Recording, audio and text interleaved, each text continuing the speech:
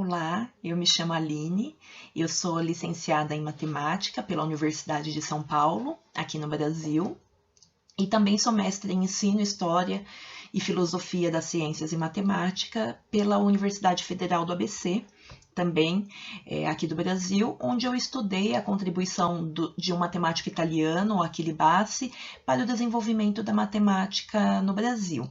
E hoje eu vim conversar um pouquinho com vocês sobre uma proposta didática de resolução de um problema apresentado no papiro Hind, utilizando para isso a metodologia de ensino, aprendizagem e avaliação de matemática proposta por Lourdes de la Rosa Onuchique. Aqui ao lado tem o meu e-mail, quem quiser me mandar depois dúvidas, sugestões ou quiser conversar um pouquinho comigo, sinta-se à vontade para entrar em contato. Bom, então antes de começar a proposta propriamente dita, eu gostaria de conversar um pouquinho com vocês sobre metodologias ativas ou abordagem ativa, que é um tema que tem sido bastante relevante aqui no Brasil e tem sido tratado por diversos autores. E por conta disso, a gente tem várias definições para esse termo. Mas todas essas definições, elas convergem para o mesmo fim, que é colocar o aluno como protagonista, o aluno no centro do processo de ensino-aprendizagem, ele como construtor do seu conhecimento e que também reflete a respeito desse conhecimento adquirido. Nessa pequena conversa que a gente vai ter aqui, eu estou me baseando em textos, em conhecimentos adquiridos a partir das leituras que eu fiz em Lilian Bassic, que é uma referência aqui no Brasil, José Moran, e Aline Diesel e outros, e eu vou tentar entrelaçar rapidamente esses conhecimentos, e a partir disso a gente pode dizer que não é um tema propriamente novo, já que embora não tivesse esse nome, as metodologias ativas a gente encontra pontos de convergência, fragmentos delas, nas diversas teorias de aprendizagem já conhecidas por todos nós. Então vamos falar um pouquinho sobre cada uma delas. Começando primeiramente por Vygotsky, ele é um teórico que acredita que a aprendizagem se dá por meio da interação social. Para o teórico, a interação social está fundamentalmente envolvida no desenvolvimento da cognição. E por interação social, o Vygotsky entende a interação da criança com aquilo que ele chama de cultura. Segundo esse pesquisador, na relação entre professor e aluno, ambos aprendem, e esse fato está relacionado à zona de desenvolvimento proximal, que na verdade, de uma forma simples, é o nível de desenvolvimento que a criança está, o nível real, e o nível que ela pode atingir, o potencial. E para isso, o papel dos pais e dos professores é o de suporte. O teórico ele também trabalha com o conceito de mediação e ele destaca o papel relevante da mediação e propõe dois tipos de elementos mediadores, os instrumentos e os signos, já que os indivíduos eles não se relacionam com o ambiente de maneira direta. Agora vamos falar um pouquinho sobre Jean Piaget, que é um biólogo, na verdade, e para ele os conceitos de assimilação, que é uma ação externa, e acomodação, que é um processo interno, são centrais. A assimilação é reação de acordo com uma aprendizagem ou um conhecimento já consolidado ou que estão presentes desde o nascimento. Já a acomodação ocorre quando há alterações ou adaptações nos esquemas, gerando consequentemente mudanças no comportamento do indivíduo. Toda atividade envolve ambos os conceitos, tanto de assimilação como acomodação, e devem estar em equilíbrio. E quando as crianças transitam de um nível de conhecimento mais simples para um nível mais complexo, pode-se dizer que ela alcançou a equilibração, ou ainda que ocorreu uma adaptação. Já o Dewey, ele propôs novas técnicas de ensino que se contrapunham ao ensino tradicional praticado nos Estados Unidos, onde o aluno assume um papel de passividade e o professor é o detentor de todo o conhecimento. O autor, ele propôs a utilização da problematização no processo de ensino e aprendizagem, pois assim os alunos poderiam utilizar seus conhecimentos e experiências prévias, tornando a aprendizagem mais significativa. Dewey, ele acreditava que dessa forma era possível se fazer uma formação integral, tornando os alunos cidadãos capazes de conviver em sociedade. Então, para ele, era muito importante que o professor ele conhecesse os verdadeiros interesses dos alunos, pois assim ele poderia proporcionar experiências de aprendizagem que fossem mais significativas e que dessa forma adquiriria um verdadeiro valor educativo. Falando um pouquinho sobre o David Ausubel, que trabalhou com aprendizagem significativa, nessa teoria de aprendizagem, tem como disparador o conjunto de conhecimentos trazidos pelo estudante. E a esses conhecimentos, o pesquisador dá o nome de estrutura cognitiva, e essa deve ser levada em consideração pelo professor durante os processos de ensino e aprendizagem. Dessa forma, o professor ele deve atentar-se tanto para o conteúdo como também para a organização dessa estrutura cognitiva. Com isso, a teoria da aprendizagem significativa de Ausubel, ela propõe que novos significados são adquiridos quando novos conceitos, imagens, proposições são associados e incorporados à estrutura cognitiva de forma intencional. Por fim, eu vou falar um pouquinho sobre Paulo Freire, que foi um dos maiores educadores e filósofos brasileiros, também é patrono da educação brasileira. E o Paulo Freire, ele também fez fortes críticas à educação tradicional, que ele chamava de educação bancária, onde o professor detentor do conhecimento transferia, na forma de depósito, esses conhecimentos para os alunos, como se os alunos fossem bancos capazes de receber esses depósitos, e depois esses alunos memorizavam e reproduziam esses conhecimentos sem uma reflexão. Para o Paulo Freire, a educação, a aprendizagem, ela deve ocorrer de forma dialógica, por meio do diálogo e da palavra, mas não apenas a troca de palavras ou a imposição de ideias, como ocorre na educação tradicional. Pelo contrário, essa troca, essa construção do conhecimento e da consciência, ela deve ser feita juntamente entre professores e alunos por meio da ação e reflexão constantes e também por meio da problematização do mundo, porque apenas através dessa problematização é que se impulsiona a verdadeira transformação desse mundo no qual vivemos. Tendo como base os pensadores citados anteriormente e aspectos relevantes de suas teorias, podemos definir o método ativo como um processo que visa estimular a autoaprendizagem e a curiosidade do estudante para pesquisar, refletir e analisar possíveis situações para a tomada de decisão, sendo o professor apenas o facilitador desse processo.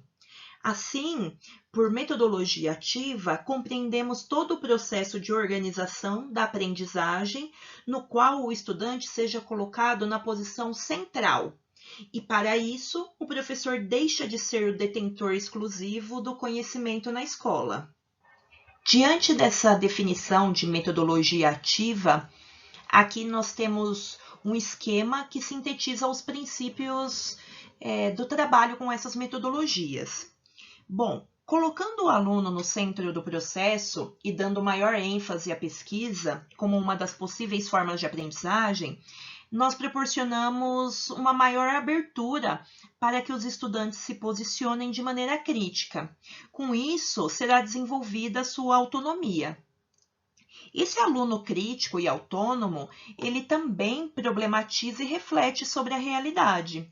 Isso ocorre porque, ao posicionar o aluno no centro do processo, como corresponsável por seu aprendizado e oferecendo experiências de aprendizagem que envolvam a problematização da realidade, é possível contribuir para que eles ouçam, falem, discutam, façam inferências, levantem hipóteses, refutem, analisem, etc. E, portanto, para que tudo isso ocorra, é necessário que haja um trabalho em grupo ou em equipe, já que acreditamos na aprendizagem a partir dessas interações, do diálogo e da colaboração. Com o intuito da gente superar o ensino transmissor de conhecimentos, também é preciso valorizar a inovação em sala de aula ou qualquer ambiente de aprendizagem, renovando metodologias ou inventando ou criando metodologias novas. Assim, as metodologias ativas, ela exigem tanto do professor quanto do estudante a ousadia para inovar no âmbito educacional. Sendo assim, em uma abordagem ativa, o professor ele deve assumir um novo papel no ambiente educacional.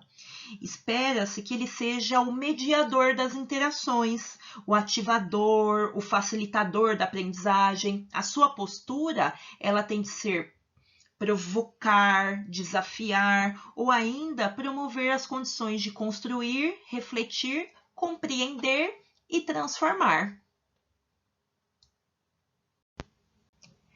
Ao trabalharmos com uma abordagem ativa de ensino e aprendizagem, nós fazemos a escolha de partir da prática e experimentação e, consequentemente, a reflexão ocorre ao longo do processo e o conceito ou teorização, ela se torna um ponto de chegada, assim como ocorre na vida real.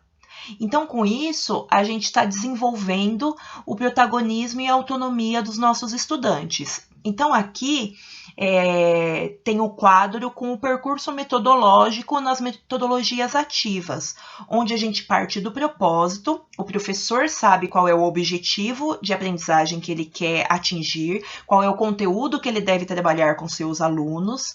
Então, a partir disso, ele pensa em ações para colocar o seu aluno para construir o conhecimento em conjunto.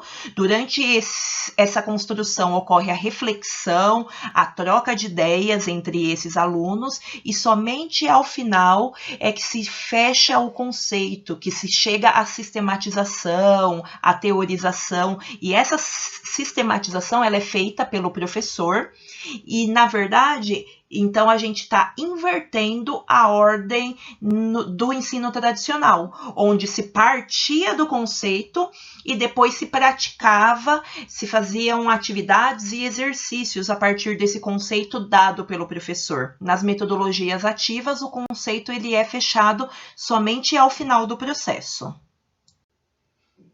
Ao falarmos das metodologias ativas, também cabe uma reflexão sobre o uso das tecnologias digitais.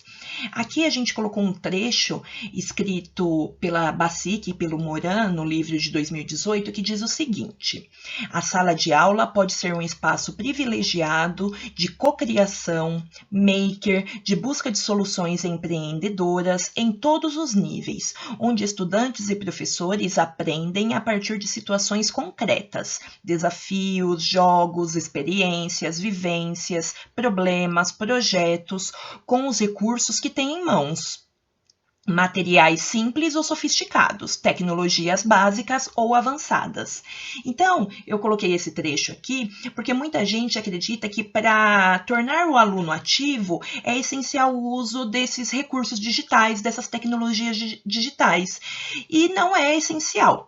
É claro que as tecnologias digitais vieram para ficar, são muito importantes, podem e devem ser utilizadas nas estratégias e nas experiências de ensino, mas não somente elas.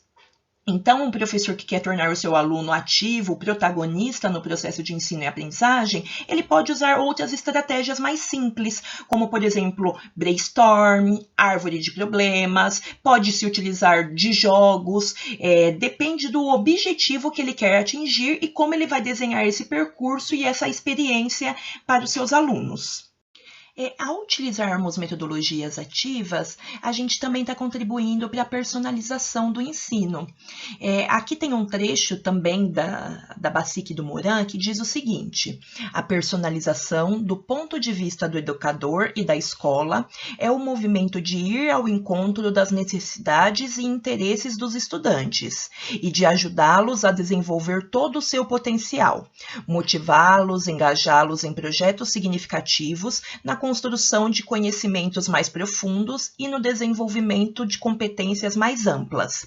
Então, quando a gente trabalha com metodologias ativas, a gente propõe essa personalização. o que é diferente de individualização. Quando a gente trabalha com personalização, a gente está dizendo que o professor, o docente, ele propõe estratégias diferentes para dar conta dessas diferenças entre os alunos, desses diferentes gostos, diferentes interesses, diferentes experiências, para tentar fazer com que os alunos, todos eles aprendam, já que cada um aprende de uma forma diferente e cada um tem o seu tempo de aprendizagem. Então, o docente ele também está respeitando esse tempo do aluno. E para finalizar essa parte, é importante a gente dizer que já existem metodologias ativas que elas são utilizadas em vários diversos locais, especialmente aqui no Brasil, como é o caso do ensino híbrido, e dentro dessa abordagem de ensino híbrido, a gente tem a rotação por estações, a rotação individual, o modelo flex, entre outras abordagens. A gente também tem a aprendizagem baseada em projetos, que é uma forma de metodologia ativa, a aprendizagem baseada em problemas, o design thinking, entre outros. Todas essas metodologias ativas, elas têm passos a serem seguidos, que sim, podem ser adaptados pelos professores, mas elas já são pré-fabricadas, elas já têm uma estrutura de início, meio e fim. Mas o professor também pode criar sua própria abordagem ativa, em que ele pensa em todo o percurso, em toda a experiência que vai proporcionar para o aluno de acordo com o objetivo de aprendizagem que ele quer atingir. Agora a gente vai falar especificamente de matemática, relacionando a metodologia de resolução de problemas proposta por Onushiki com o conceito de metodologia ativa.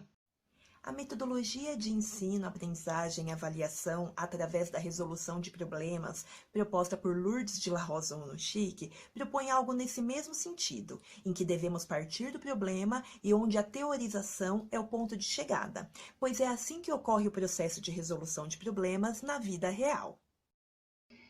Essa metodologia de resolução de problemas de matemática, ela tem uma série de passos a serem seguidos, que não são passos rígidos, mas são maleáveis, que podem ser adaptados de acordo com a realidade do professor, da turma ou da escola. O primeiro passo é a preparação do problema por parte do professor. É ele quem escolhe o problema de acordo com o objetivo da aula dele, o conteúdo que deve ser trabalhado. Então, ele escolhe o problema, ou ele cria um problema, ou adapta um problema, mas é ele que faz essa escolha e leva para os alunos. Ao passar o problema para os alunos, primeiramente ocorre a leitura individual por parte dos estudantes e depois uma leitura em conjunto. Após essa leitura e da compreensão de todos sobre o que o problema está solicitando, começa a resolução do problema. Essa resolução do problema, ela é feita em grupos, e nesses grupos os alunos discutem, levantam hipóteses, trabalham com o erro, refutam a resposta do colega, argumentam, se colocam, fazem anotações, enfim, ocorre ali uma construção do conhecimento em conjunto. Enquanto essas discussões vão acontecendo, o professor ele age como mediador dessas discussões. Então, ele circula pela sala observando e incentivando esses grupos, propondo novos questionamentos, induzindo os alunos na resolução dos problemas, tirando as dúvidas, enfim. Com a finalização das discussões em grupo, os alunos são convidados a fazerem o registro de suas resoluções na lousa. Lembrando que um problema matemático, ele pode ter diversos caminhos para se chegar numa resposta, ou ele pode até não ter uma resposta, né? Então, todos esses grupos são convidados a fazerem o registro das suas soluções na lousa. E aí, então, ocorre o momento da plenária, onde são discutidas essas resoluções, também ocorre o trabalho com o erro, onde o professor pergunta por que os alunos chegaram a essa conclusão, se aquele caminho que os alunos apresentaram está coerente, se não está coerente, por que aquele caminho está errado, se a resposta encontrada, caso haja alguma resposta, está correta, ocorre uma discussão em conjunto da sala toda. tentando buscar um consenso. Na busca desse consenso, para fechar a aula, então ocorre a formalização do conteúdo, a sistematização, que é feita pelo professor, porque é ele que conhece do conceito que está sendo trabalhado, da definição que está sendo trabalhada. Então, após todo esse percurso construído juntamente com os alunos e com todos concordando, chegando a um consenso, o professor faz a formalização, chega à conceituação do conteúdo. Então, observem que o percurso é o mesmo percurso de uma metodologia ativa. Dito isto, a proposta que eu trago hoje é utilizar a metodologia de resolução de problemas proposta pela UNO-CHIC, que foi apresentada anteriormente, em um problema da história da matemática. Como essa metodologia ela pressupõe que a gente parta de um problema, aqui eu quero que a gente parta então de um problema da história da matemática. E por que relacionar a história da matemática ao ensino, trazer a história da matemática ou a história da ciência para o ensino? Aqui eu trago um trecho de um autor que ele defende essa inclusão da história das ciências ou a história da matemática no ensino, e ele elenca alguns motivos para essa inclusão. O primeiro motivo apresentado é que, ao se trabalhar com história da ciência no ensino, isso motiva e atrai os alunos, então torna a aula mais atrativa ao apresentar para os alunos o contexto, a história em que aquele conteúdo ou que aquela definição ela foi pensada, ela foi desenvolvida. O segundo tópico apresentado é que, ao se trabalhar a história da ciência ou da matemática com o ensino, isso humaniza a matéria, ou seja, mostra que tanto a ciência como a matemática, elas são produzidas por seres humanos a partir dos seus problemas do dia a dia. Então, são criações humanas, né? E que, por serem humanas, têm seus erros, seus acertos. O terceiro motivo apresentado é que, ao se trabalhar a história da ciência, isso promove uma compreensão melhor dos conceitos científicos por traçar seu desenvolvimento e aperfeiçoamento. Então, como eu disse anteriormente, ao se entender por que aquela sociedade ou aquelas pessoas estavam pensando naquele problema, ao se entender a cultura na qual elas estavam inseridas, ao se entender aquele momento histórico em que se estava desenvolvendo aquele conceito, ou estudando, ou pensando sobre aquele conceito, isso faz com que os alunos compreendam melhor aquele conteúdo que está sendo trabalhado em sala de aula. E isso também contribui para que se tenha um valor intrínseco na compreensão de certos episódios fundamentais da história da ciência ou da própria história da matemática. O quinto tópico apresentado pelo autor diz que demonstra que a ciência é mutável e instável e que, por isso, o pensamento científico atual está sujeito a transformações. Sim, exatamente, porque ao se trabalhar a história da matemática em sala de aula, os alunos compreendem que que a matemática ela é uma ciência em construção e que nem sempre o que a gente entende hoje foi dessa forma. Então, por ser criada e desenvolvida por seres humanos, a gente pode ter retrocessos, a gente pode repensar alguns conceitos e a gente está sempre em constante construção. E, para finalizar, os dois últimos tópicos, ao se trabalhar a história das ciências no ensino, isso faz com que se permita uma compreensão mais profícua do método científico e apresenta os padrões de mudança na metodologia vigente, além de se opor à ideologia cientificista. E é importante a gente frisar também que o planejamento de cursos ou de sequências didáticas para se colocar em prática intenções e recomendações sobre o uso da história da ciência no ensino, em sala de aula, isso constitui algo bastante complexo, já que a gente compreende a construção de interfaces entre pelo menos duas áreas distintas, já que a gente está trabalhando com história e com ciência, ou no nosso caso específico, com história e matemática. Então, a gente já está trabalhando com uma interdisciplinaridade, né? A história da matemática já é uma área interdisciplinar em si. No Egito foram encontrados papiros com alguns problemas matemáticos. Os mais famosos são o papiro de Moscou e o papiro de Hind, datados de 1850 e 1650 a.C. aproximadamente. Em ambos são encontrados um passo a passo de como resolver alguns problemas que envolviam a matemática em situações como a construção de pirâmides, o armazenamento, o comércio de grãos e a divisão de terras. Ou seja, os egípcios eles tinham problemas para resolver no seu dia a dia e partiam deles, utilizando os conhecimentos que já possuíam para atingir o objetivo de construir tumbas no formato de pirâmides ou ainda para pensar, calcular e construir locais a fim de estocar seus alimentos.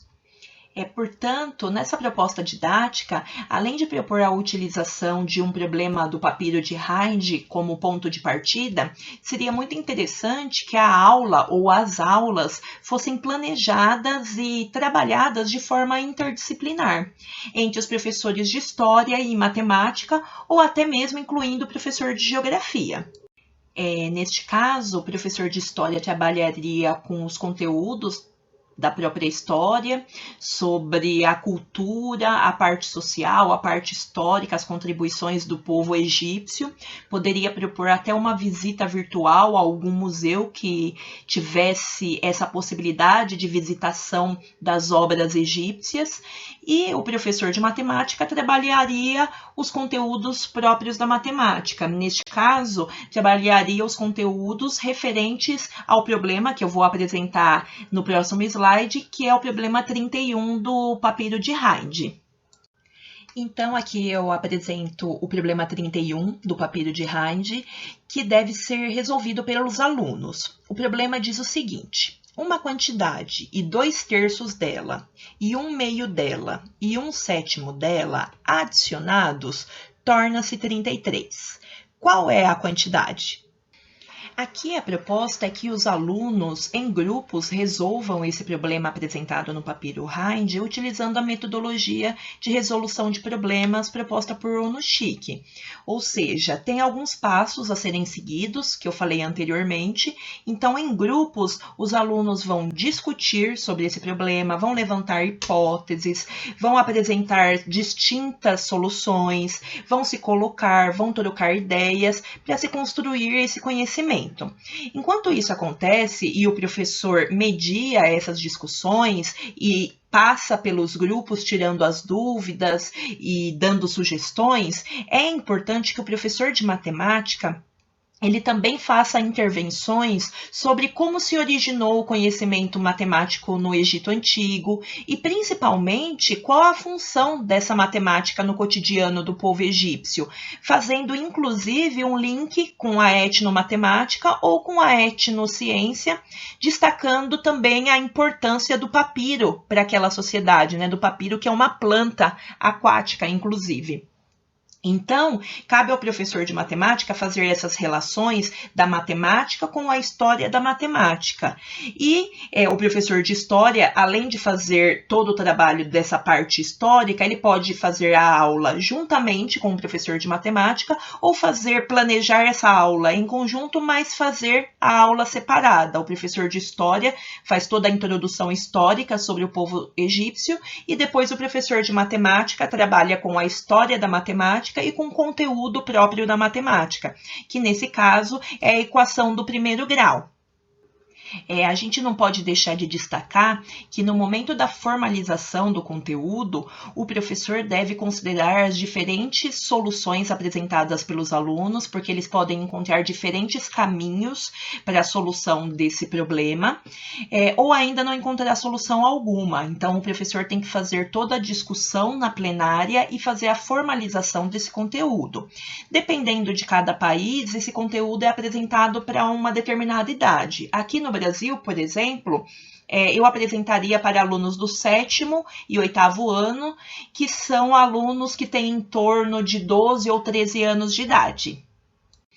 No desenvolvimento dessa sequência didática e desse problema, além de se trabalhar o conteúdo da matemática de equação do primeiro grau e também tratar da história do povo egípcio, também é importante discutir com os alunos e colocar algumas observações que devem ficar claras para esses estudantes. Por exemplo, que a matemática desenvolveu-se a partir de problemas reais que precisavam de uma solução concreta. Além disso, o conhecimento matemático, ele provém da contribuição de diferentes pensadores e eles podem pertencer a lugares e tempos diferentes, ou seja, o conhecimento científico, ele não ocorre isolado da comunidade, mas ele é um trabalho coletivo e humano, é uma construção humana. E que os processos de desenvolvimento científico, eles não são lineares, mas eles são o resultado de vários fatores e circunstâncias, inclusive históricas. E por fim, é importante destacar, ao se trabalhar com esse problema, que estamos quebrando com uma visão eurocêntrica da matemática, já que ao se trabalhar com a matemática egípcia, estamos falando de um povo africano. Aqui é importante frisar também que nós não queremos passar para os professores, nessa sequência didática, uma quantidade de aulas fechadas para serem utilizadas ou um tempo delimitado, porque a gente entende que os professores eles têm conhecimento dos conteúdos que devem ser trabalhados, de que forma isso pode ser trabalhado, e também ele conhece a sua turma, ele conhece o seu contexto, onde a sua escola está inserida, qual o perfil dos seus estudantes. Então, é claro que o professor deve sempre planejar suas aulas de acordo com esse perfil dos seus alunos, de acordo com esse conhecimento. Bom, acho que era isso. Eu espero ter contribuído, mesmo que de forma mínima. E como eu disse no começo, eu estou disponível. Quem quiser me mandar um e-mail com dúvidas, sugestões, conversas, frases, eu estou sempre à disposição. Muito obrigada!